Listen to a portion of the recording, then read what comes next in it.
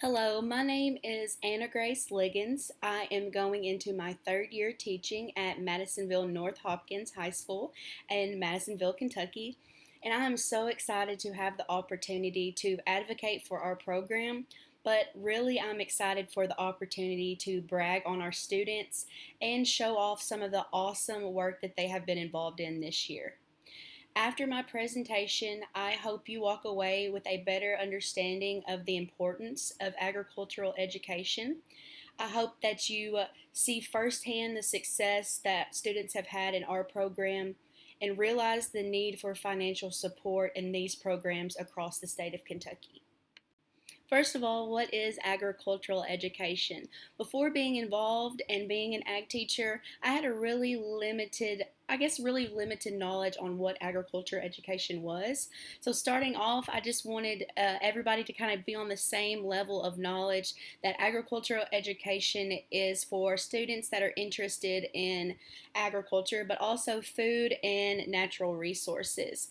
Typically, students that are involved in these courses are middle school and high school level, and usually it is part of a career and technical education CTE department or school. Agricultural education instruction is delivered through three major components. The first component is classroom and laboratory instruction, and that is what people consider contextual learning.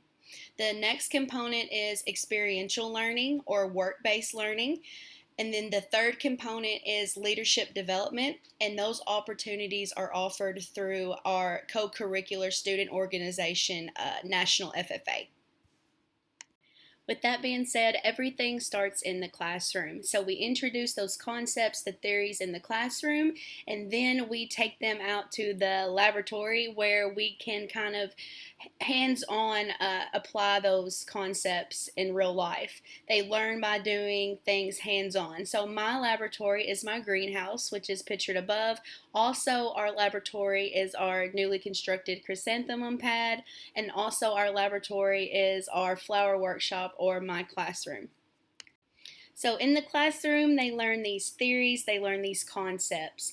They can further develop these and reinforce these concepts with part of the three-circle model called SAE, Supervised Agricultural Experience, or Work-Based Learning. Students will pick an area of interest. They plan their project, they carry out their project, keeping records the entire time that they are operational or even in the planning process. This allows the student to work in an area of interest, but also in a real world setting to help them build those skills like financial readiness, skills that they will need in college and skills that they will need in any sort of career after high school. Pictured above are three really neat projects that our students have been involved in this year. If you look at the top left on my computer screen, it is our cut flower garden that we had outside of our greenhouse this year. This was done by one of my students who received a grant through Kentucky FFA. It allowed her to install this garden and supply my classroom, my floral culture classes, my floral design classes with flowers for the year. And it allowed us to donate a lot of arrangements to our local veteran center. So really, really neat opportunity there to supply flowers to our class and to local nursing homes. The top right on my screen is a student who built a smoker, fabricated a smoker from scratch and from the skills that he learned in my department head's class, Mr. Brian Welch's class. So that is him proudly displaying his smoked chicken on his smoker that he had fabricated in his shop class. The last picture on the bottom is an SAE project that has had a lot of success this year. This student was really kind of torn about what project that they wanted to start coming up in the new year, and they found a hot dog cooker on sale, and so that sparked the idea of selling 100% all beef hot dogs. Her and her father actually built that cart that you see above, and they have been up and operating for about a year. And she recently has received a grant, the Kentucky Shark Tank grant from Kentucky FFA, and she is going to grow that business a little bit farther. And so if I have the opportunity to speak with you at a later date, I would love to kind of highlight the growth that she has seen since receiving that grant from Kentucky FFA. So skills learned into the classroom, reinforced through SAE, and that brings us to the last component of agricultural education, and that is leadership development offered through FFA. FFA is another avenue for students to grow in leadership skills, to grow in skills that will help them in college, help them in a career after they graduate high school. FFA provides incentive for high student performance through awards, through scholarships, and different leadership development programs. At this point, I feel we all have a clear understanding about what agricultural education is and how instruction is delivered. Now let's discuss why what I'm preaching is so important. So it's so important because these classes help develop those essential skills that can transition into any career or pathway that a student might take outside of high school. So these students have to solve real-world problems, they have to utilize critical thinking skills, and they receive training in safe practices, which is vital for success outside of high school.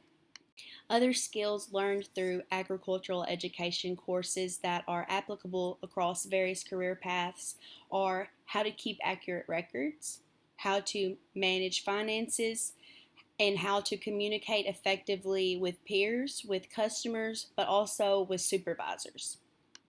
Now that we have discussed the importance of agricultural education in Kentucky, I would like to talk a little bit about the importance of agricultural education in Hopkins County, and then show off some student projects that were truly a result of successful implementation of the three-circle model in instruction. In Hopkins County, we have about 656 farms with under 147,000 acres. So we have less farmland than other counties, and so it's really important to teach these students about diverse careers in agriculture. Agriculture affects us all in some way or another, whether it be food, whether it be fiber, it affects us all in some way. If the community is not traditionally farming, it's really important for those students to know about all of the diverse careers that are offered through agriculture. So now it's time for the good stuff. What is pictured above is the brainchild of one of our FFA officers this year who had a grandparent that was a past service member, and they wanted to honor them with a luncheon. So we partnered with Junior ROTC and we put on our first annual Hero Salute. So this was totally planned by an officer, and it was also their idea to, instead of eating the meal that we served the service members, that we kind of humbled ourselves, and that day we ate meals ready to eat, or MREs. So this was totally the idea of a student. This was something that they planned and they budgeted for and successfully implemented. Another project that I touched on before was a student who developed a cut flower garden and supplied flowers for my class, but also to donate to the local nursing homes. This was an idea of another student in our class who wanted to go to the nursing home and actually make arrangements with the residents. And so we called it horticulture therapy, and we realized that it really helped the residents there at the nursing home with some of those fine motor skills. They had to use the shears to trim the flowers and to place them in the vase, and we really had an awesome time doing this project. This was something that they came up with, and they really got to see firsthand how something as simple as cut flowers can bring joy to those around us. The last project that I would like to highlight and really brag on our program was developed by our department head, Brian Welch. He actually was in charge of converting a 40-foot shipping container into a medical clinic that will be shipped to Liberia this summer. So it is fully constructed as you see pictured above, and we will actually be stocking it full with medical supplies before it is sent overseas to Liberia to the final destination. This was totally built by ag students. We've seen what agricultural education is, how instruction is delivered, the importance of agricultural education in Kentucky, the importance of agricultural education in Hopkins County. Now I am here with a plea. Kentucky agriculture needs your support. We are facing a huge challenge with an aging workforce, and we are in the need of funding for technology. So the number of agricultural producers has dropped, and our average age has also crept up. Enhanced agricultural education can help us bridge this gap. And programs like FFA and programs like 4-H have been proven to be effective in developing those skills that help those students be college and career ready. I am here to ask for increased funding for these programs, funding that will help stimulate rural economies, help us promote more sustainable practices, and also help us ensure food security by helping us train the next generation of knowledgeable and environmentally conscious families and consumers. To further put that into perspective, Kentucky is 50% farmland, and we can account for 9.9 billion of our cash receipts to agriculture. In fact, we also can contribute about 258,000 jobs in Kentucky to agriculture. Everybody relies on it, whether it be food, fiber, natural resources. The goal of agriculture education is to help develop science skills, math skills, communication skills, leadership skills, management skills, all of those different skills that help play into other aspects of the world. So what are some ways that you can help? Kentucky Ag Ed needs financial support.